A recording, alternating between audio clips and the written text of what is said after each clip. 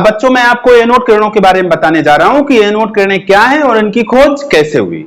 बच्चों एक साइंटिस्ट थे गोल्डस्टीन, इन्होंने 1886 ईस्वी में एक एक्सपेरिमेंट किया था। क्या एक्सपेरिमेंट किया था? इन्होंने एक ली थी विसर्जन नली और उस विसर्जन नली में एनोड को लगाया और कैथोड को लगाया। बच्चों यहां इन्होंने कैथोड जो लिया वो छिद्रित लिया, उसमें छेद थे। इसके बाद इन्होंने इस विसर्जन नली में एक निर्वात पंप लगाया। निर्वात पंप की सहायता से विसर्जन नली के अंदर इन्होंने अल्प दाब उत्पन्न किया, लगभग 0.0001 mmHg के बराबर। इन सब कंडीशन को उत्पन्न करने के बाद इन्होंने इसमें ली एक गैस और कैथोड व एनोड को उच्च वोल्टता के विद्युत स्रोत से जोड़ करके इसके अंदर इन्होंने विद्युत प्रवाहित की, यानी कि विद्युत का विसर्जन किया। इसके विसर्जन के दौरान इन्होंने देखा कि कैथोड के पीछे एक चमक उत्पन्न हो रही है।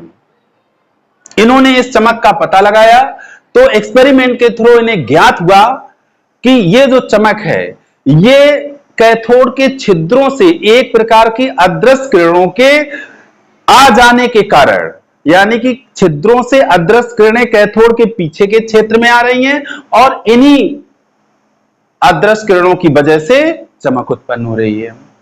अब देखो बच्चों, चूंकि ये अदृश्य किरणें छिद्र को बच्चों कैनल कहते हैं, कैनल से होकर जा रही थी, इसलिए गोल्डस्टीन ने इनका नाम रख दिया कैनाल किरणें।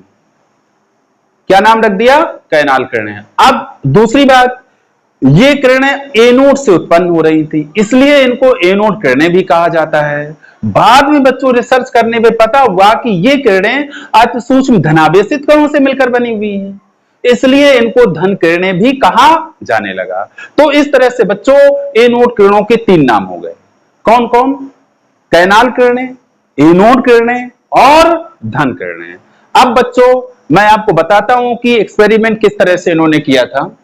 बच्चों ये जो साइंटिस्ट थे, कौन? गोल्डस्टीन, इन्होंने कांच की ली विसर्जन नली। विसर्जन नली बच्चों मैं आपको बता चुका हूं डिस्कवरी ऑफ इलेक्ट्रॉन में। यहां इन्होंने 2 प्लेटें ली, एक ये प्लेट है, इसको बनाया एनोड, एक दूसरी प्लेट ली और ये प्लेट रखी इन्होंने छिद्रित, इसमें बीच में कर दिए छिद्र इस तरह से, और इसको माना कैथोड, यानी कि कैथोड इन्होंने ली छिद्रित, ठीक। और इसमें लगा दिया एक वैक्यूम पंप। वैक्यूम पंप का काम होता है बच्चों निर्वात उत्पन्न करना। ये बच्चों क्या है? Vacuum pump. और बच्चों ये क्या है? ये है आपका एनोड और ये आपका है कैथोड। ये है कैथोड। कैथोड बच्चों है यहां पर छिद्रित, परफोरेटेड, छिद्रित। फिर इसमें इन्होंने गैस भरी। इसके अंदर जो इन्होंने प्रेशर उत्पन्न किया वो लगभग 0001 mmHg, मिलीमीटर Hg। आपको पता है कि जो दाब है वो बैरोमीटर के द्वारा मापा जाता है और सामान्य दाब पर बैरोमीटर में पारा जो है वो 700 mm तक ऊपर चढ़ जाता है, तो इससे आप पता कर सकते हैं कि ये कितना अल्प दाब है। इसके बाद जब इन्होंने इसमें गैस भरी, फिर इन्होंने यहाँ एनोड को एक वायर से कनेक्ट किया और वायर से कनेक्ट करने के बाद में इसको हाई वोल्टेज सोर्स से जोड़ दिया। किससे जोड़ दिया? हाई वोल्टेज सोर्स, उच्च वोल्टता के विद्युत स्रोत से जोड़ दिया। कैथोड को भी बच्चों जोड़ दिया ऐसे वायर ला करके, ऐसे इसको भी जोड़ दिया। ये सब करने पर इनको क्या पता चला कि ये छिद्रित कैथोड जो है इसके पीछे चमक उत्पन्न हो रही है। और इन्होंने जब एक्सपेरिमेंट के थ्रू गोल्डस्टीन ने इसका कारण पता किया तो पता चला कि एक प्रकार की अदृश्य किरणें इन छिद्रों को पार कर रही हैं और पार करके कैथोड के पीछे के क्षेत्र में जा रही हैं और इन्हीं की वजह से इसमें कैथोड के पीछे उत्पन्न हो रही है चमक। चूंकि ये छिद्रों को पार कर रही थी इसलिए कैनाल किरणें इनका नाम रख दिया किसने? गोल्डस्टीन ने। बाद में चूंकि ये किरणें एनोड से आ रही थी इसलिए इनको एनोड किरणें भी कहा गया। और बाद में रिसर्च में पता चला कि ये धन कणों से मिलकर बनी है इसलिए इनको धन किरणें भी कहा गया। ये सारी थ्योरी मैंने यहाँ राइट डाउन कर रखी है, आप इसको स्क्रीनशॉट के माध्यम से या डायरेक्ट नोट करना चाहें तो डायरेक्ट नोट करें कॉपी में। बच्चों एक बार मैं रीड किए दे रहा हूं। गोल्डस्टीन 1886 ने ज्ञात किया कि जब छिद्रित कैथोड लगी हुई विसर्जन नली में अल्प दाब पर गैसों में विद्युत विसर्जन कराया जाता है तो कैथोड के पीछे दीप्त उत्पन्न होती है। उन्होंने प्रयोग द्वारा सिद्ध किया कि एक प्रकार की किरणें कैथोड 2 बार लिख गया बच्चों, एक प्रकार की किरणें कैथोड के छिद्रों में से निकलकर कैथोड के पीछे के क्षेत्र में प्रविष्ट होती हैं और इस प्रकार कैथोड के पीछे दीप्त यानी कि ग्लो उत्पन्न होती है। गोल्डस्टीन ने इन किरणों का नाम कैनाल किरणें रखा क्योंकि ये किरणें कैथोड के छिद्रों यानी कैनाल्स में से निकलकर दूसरी ओर जाती हैं। कैनाल किरणों को एनोड किरणें भी कहते हैं क्योंकि ये किरणें एनोड से निकलती हैं। कैनाल किरणें धनावेशित कणों से बनी होने के कारण धन किरणें भी कहलाती हैं। अब बच्चों आप इसे नोट करें। बच्चों अब मैं आपको एनोड किरणों के गुणों और उनकी प्रकृति के बारे में बताने जा रहा हूं, ध्यान से समझिएगा बच्चों। एनोड किरणों से रिलेटेड बहुत सारे एक्सपेरिमेंट किए गए, कई साइंटिस्टों ने बहुत सारे एक्सपेरिमेंट किए और उनसे कुछ इंपॉर्टेंट कंक्लूजन निकाले, निष्कर्ष निकाले। इन्हीं निष्कर्षों को एनोड किरणों के गुणों के नाम से जाना जाता है। बच्चों कई एक्सपेरिमेंटों में से जो मेन कंक्लूजन आए वो कंक्लूजन क्या थे? एनोड किरणों के रास्ते में बच्चों जब कोई वस्तु रखी गई, जैसे ये वस्तु रख दी गई और इधर से एनोड किरणें आ रही हैं मान लो, और एनोड किरणों के मार्ग में ये वस्तु पड़ रही है और यहाँ कोई पर्दा रखा हुआ है, तो इस वस्तु के बराबर आकार में, इस वस्तु के बराबर छाया इस पर्दे पर बनती है, इस पर्दे पर बनती है। इससे निष्कर्ष निकलता है कि एनोड किरणें जो हैं ये सीधी रेखाओं में चलती हैं। और बच्चों एनोड किरणों के रास्ते में जब एक हल्का पहिया रख दिया गया धातु का, बहुत हल्का पहिया रख दिया गया धातु का, और ये घूमने के लिए स्वतंत्र है बच्चों, ये एक पहिया रख दिया गया धातु का जो घूमने के लिए स्वतंत्र था, तो एनोड किरणें जब गुजरी यहां से होकर के, पहिए के ऊपर से होकर के, यानी कि एनोड किरणों के गुजरने के रास्ते में जब ये पहिया पड़ा तो ये पहिया एनोड किरणों के द्वारा घूमने लगता है। ये ऐसा इसलिए बच्चों हुआ, ऐसा इसलिए हुआ कि ये जो एनोड किरणें हैं ये अति सूक्ष्म कणों से मिलकर बनी हुई हैं, जिनकी वजह से यहाँ ऊर्जा उत्पन्न हो रही है। आप जानते हो ऊर्जा का फार्मूला 12mv², यानी कि उन कणों का मास है और वेलोसिटी है जिस वजह से यहाँ ऊर्जा जनरेट हो रही है, जिसकी वजह से ये घूम रहा है हल्का पहिया। चूंकि बहुत हल्का पहिया घूम रहा था, इसका मतलब जो कण है वो अति सूक्ष्म है।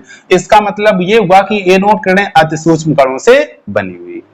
अब बच्चों जब विद्युत क्षेत्र उत्पन्न किया गया, एक प्लेट ली गई, 2 प्लेटें ली गई, एक प्लेट को धारा स्रोत के प्लस पॉइंट से जोड़ दिया गया, दूसरे को माइनस पॉइंट से, तो आप जानते हो इन दोनों के बीच में विद्युत क्षेत्र उत्पन्न हो जाएगा। जब एनोड किरणों को इस विद्युत क्षेत्र से होकर गुजारा गया तो एनोड किरणें मुड़ गई, यानी कि विक्षेपित हो गई। किस तरफ बच्चों विक्षेपित हुई?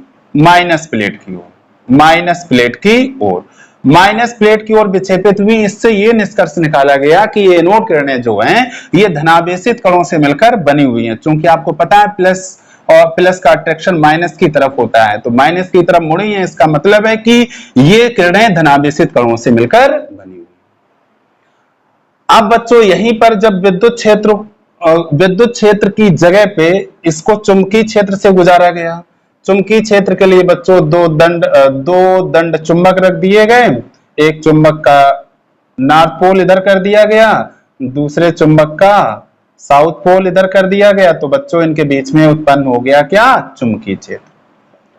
तो जब ये एनोड किरणें चुंबकीय क्षेत्र के अंदर से गुजरी तो ये सारी एनोड किरणें विक्षेपित हो गई दक्षिणी ध्रुव की ओर।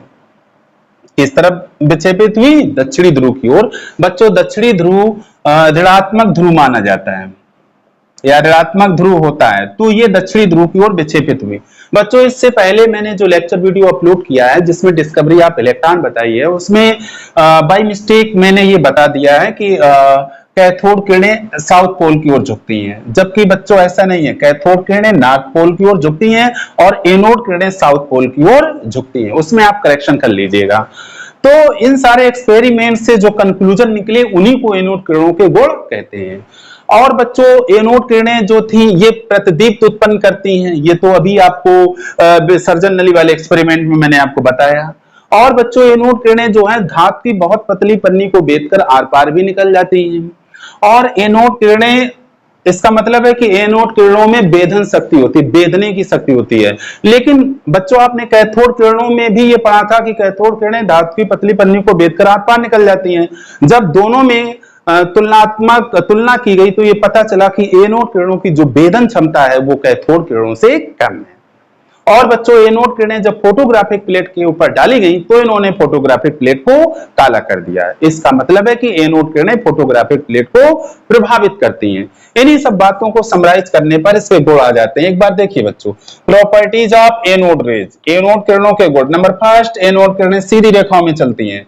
नंबर सेकंड, एनोड किरणें अति सूक्ष्म कणों से बनी है। नंबर थर्ड, एनोड किरणें विद्युत और चुंबकीय क्षेत्रों में विक्षेपित हो जाती हैं, लेकिन इनके मुड़ने की दिशा कैथोड किरणों से विपरीत होती है, जो बच्चों यहां पर मैंने एक्सप्लेन की है। एनोड किरणें प्रतिदीप्त उत्पन्न करती हैं। एनोड किरणें धातु की बहुत पतली पन्नी को बेधकर आर पार निकल जाती हैं। इनकी वेधन शक्ति कैथोड किरणों की तुलना में कम होती है। एनोड किरणें फोटोग्राफिक प्लेट को प्रभावित करती हैं। तो ये बच्चों हो गए प्रॉपर्टीज हो गई एनोड किरणों की। अब आते हैं बच्चों एनोड किरणों की प्रकृति पर, इनका नेचर कैसा होता है। बच्चों कई साइंटिस्टों में मोस्टली अर्नेस्ट रदरफोर्ड और उनके सहयोगियों ने एनोड किरणों की प्रकृति के बारे में कई एक्सपेरिमेंट किए और निष्कर्ष ये निकाला कि एनोड किरणें अति सूक्ष्म धनावेशित कणों से मिलकर बनी हुई। एनोड किरणें जिन कणों से मिलकर बनी हुई हैं उनके आवेश, इसको बच्चों मैं अब साफ किए दे रहा हूं, उनके आवेश और द्रव्यमान के बीच में जब उन्होंने अनुपात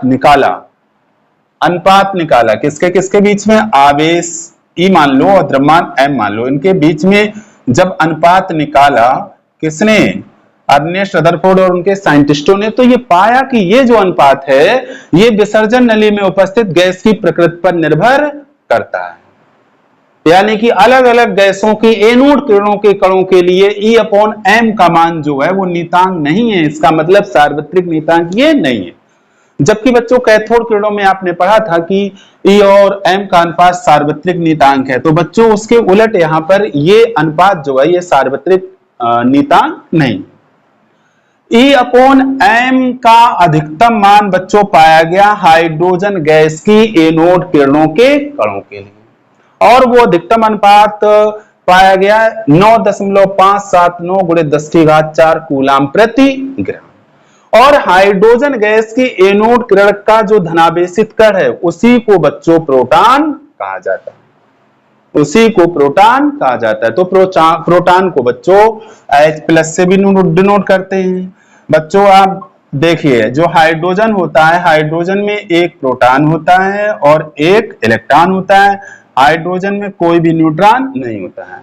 जब हाइड्रोजन परमाणु से एक इलेक्ट्रॉन निकल जाता है तो इस पर आ जाता है एक प्लस चार्ज, एक प्लस आवेश आ जाता है। अब आप देखिए तो इलेक्ट्रॉन निकल गया, तो अब इसमें एक प्रोटॉन है, 0 इलेक्ट्रॉन है, 0 न्यूट्रॉन है। तो आप समझिए ये जो सिंबल है, ये सिंबल ये डिनोट कर रहा है कि इसमें सिर्फ एक प्रोटॉन है। इस वजह से प्रोटॉन को H+ से डिनोट किया जाता है। ठीक है, तो प्रोटॉन क्या है, हाइड्रोजन गैस की एनोड किरण के धनावेशित कण को प्रोटॉन कहते हैं। तो इस तरह से बच्चों प्रोटॉन की डिस्कवरी हुई, प्रोटॉन की खोज हुई। अब आप बच्चों इसको नोट कर लीजिए, स्क्रीनशॉट ले लीजिए।